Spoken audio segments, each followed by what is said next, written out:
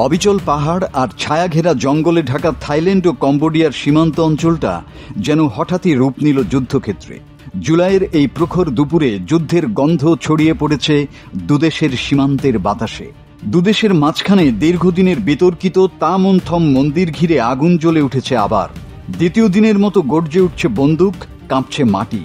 সবশেষ খবর অনুযায়ী প্রাণ হারিয়েছেন অন্তত 16 জন, তাদের মধ্যে 15 জনই থাইল্যান্ডের নাগরিক এবং নিহতদের অধিকাংশই ছিলেন নিরীহ বেসামরিক মানুষ।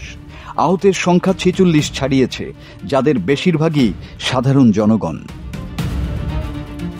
পরিস্থিতি এতটাই ভয়াবহ যে থাইল্যান্ড সীমান্ত এলাকায় প্রায় 1.5 লাখ মানুষকে সরিয়ে নেওয়া হয়েছে নিরাপদ আশ্রয়ে। বর্তমানে তারা অবস্থান করছেন নিকটবর্তী 3 শতাধিক আশ্রয় কেন্দ্রে।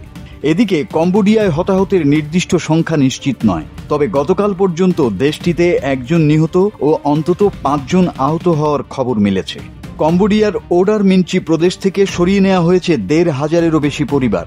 বিশ্লেষকদের মতে এই সংঘাত গত 1 দশকে 2 দেশের মধ্যে ঘটে যাওয়া সবচেয়ে ভয়াবহ ও বিস্তৃত লড়াই।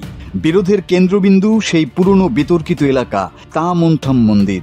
সেখানেই বৃহস্পতিবার সকালে সংঘর্ষে প্রাণ হারায় থাইল্যান্ডের 2 বেসামরিক নাগরিক। এর জেরেই থাইল্যান্ড ফিরিয়ে নেয় কম্বোডিয়ায় নিযুক্ত তাদের রাষ্ট্রদূত, আর কম্বোডীয় রাষ্ট্রদূতকে ঘোষণা ছাড়াই বহিষ্কার করে ব্যাংকক। পাল্টা জবাব হিসাবে নমপেন ফিরিয়ে নেয় তাদের সব কূটনীতিক, এমনকি থাই কূটনীতিকদের দেশ ছাড়ার নির্দেশও দিয়ে দেয়। পরিস্থিতি আরও ঘোলাটে রূপ নেয় যখন থাই কর্তৃপক্ষ সীমান্তে F-16 যুদ্ধবিমান মোতায়েন করে।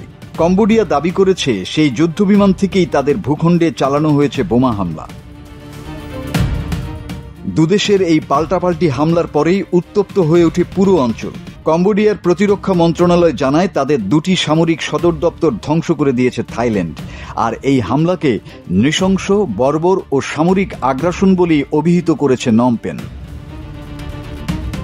মন্দিরের ধ্বংসস্তূপ, ছিন্ন ভিন্ন ঘরবাড়ি আর কাঁদতে থাকা মানুষগুলো যেন সাক্ষী হয়ে আছে দুদেশের অহংকার আর বিভেদের। এশিয়ার স্থিতিশীলতাকে প্রশ্নের মুখে ফেলে দিয়েছে এই সংঘাত।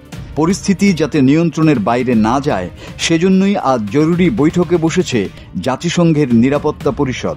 বিশ্ববাসীর দৃষ্টি এখন সেই বৈঠকের দিকে।